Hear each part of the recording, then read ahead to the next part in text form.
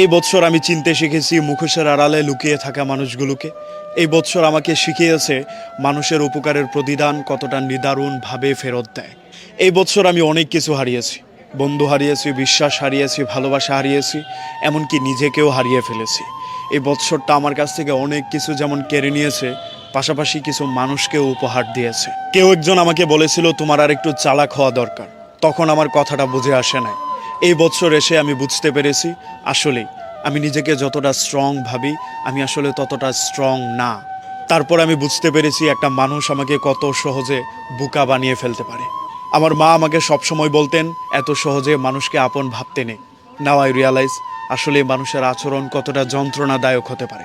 মানুষ কতটা যন্ত্রণা দেওয়ার পরেও নিজের মধ্যে একটু অপরাধ বোধ কাজ করে না।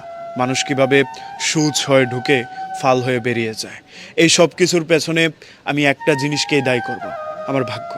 তারপরেও আমি এইটা ভেবে শান্তি পাই যে এই বৎসরটা আমাকে অনেক কিছু শিখিয়ে দিয়েছে। পাওয়া না পাওয়া, প্রাপ্তি অপ্রাপ্তির শূন্যতা কিংবা বন্ধুদের আবির্ভাব সব কিছু আমাকে আরেকটু নতুনভাবে প্রস্তুত নিতে শিখিয়েছে।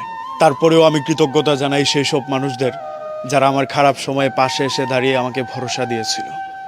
আমার সব কিছু ছেড়ে যাওয়ার পর যে মানুষগুলো আমাকে নিঃস্বার্থভাবে ভালোবেসেছে, কৃতজ্ঞতা জানাই আমি আমার সৃষ্টিকর্তার দরবারে, যিনি আমার কাছ থেকে অনেক কিছু কেড়ে নেওয়ার পরেও আমাকে স্থির রেখেছেন, আমাকে শান্ত রেখেছেন, নতুন কিছু করার স্বপ্ন দেখার সামর্থ্য দিয়েছেন।